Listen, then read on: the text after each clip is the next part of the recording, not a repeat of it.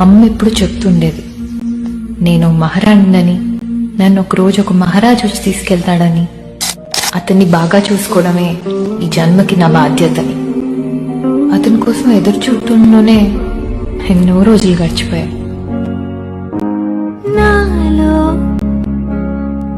ఒక చిన్న విడియమే మొదలైందే ఇప్పుడిలా. ఆఖరికి వచ్చాడు.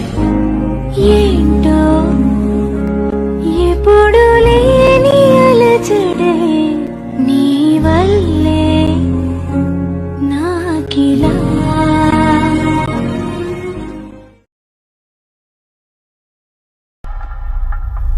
ఇది జీలకర్ర బెల్లం. ఇవి రెండు వేరు చేయలేనంతగా కలిసిపోతాయి. పెళ్లి తర్వాత భార్యాభర్తలు కూడా జీవితాంతం అలా కలిసి ఉండాలని ఇవి తలపై పెట్టిస్తుంది.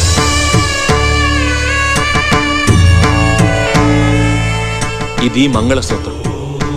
మంగళం అంటే పవిత్రత, సూత్రం అంటే తాడు. ఇది మెడలో పడగానే పెళ్లి అగ్ని కంటే పవిత్రం అవుతుంది. పుట్టింటికెళ్తే అత్తారింటిని, అత్తారింటికెళ్తే పుట్టింటిని మర్చిపోకూడదనే 2 బొట్లున్న తాళ్ళని మెడలో కట్టిస్తారు. తలంబ్రాలంటే తలపై నుండి రాలిపడేవి. ఆ ఇంట్లో సిరి సంపదలు కూడా అలా వచ్చి పడాలనే తలంబ్రాలు పోయిస్తారు. 7 అడుగుల్లో ప్రతి అడుగుకి ఒక అర్థం ఉంది. ఒకరి వెంట ఒకరు 7 అడుగులు నడిచి 6వ ప్రాణంగా 5వ తనాన్ని మూటగట్టుకొని 4 దిక్కుల సాక్షిగా 3 ముళ్ల బంధంతో 2 జీవితాలు ఒకటయ్యేదే పెళ్ళంటే.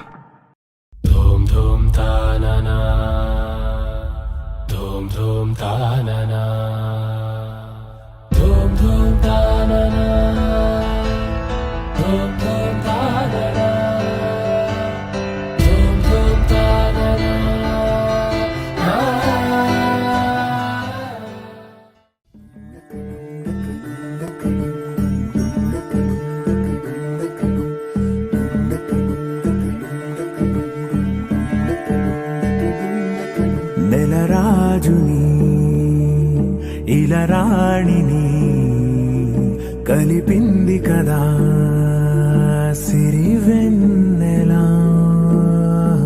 దూరమా దూరమా తీరమై చేరుమా. నడి రాత్రిలో తెరలు తెరచినది నిద్దురలో మగత మరిచి ఉదయించినదా కులుకు లొలుకు చెలి మొదటి కళ.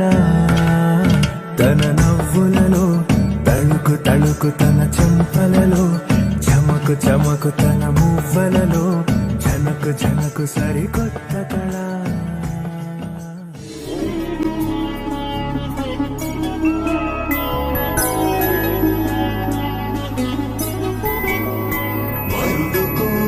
పెళ్లి రామయ్య పెళ్లి, వధువు ఎవరో కాదు సీతమ్మ తల్లి.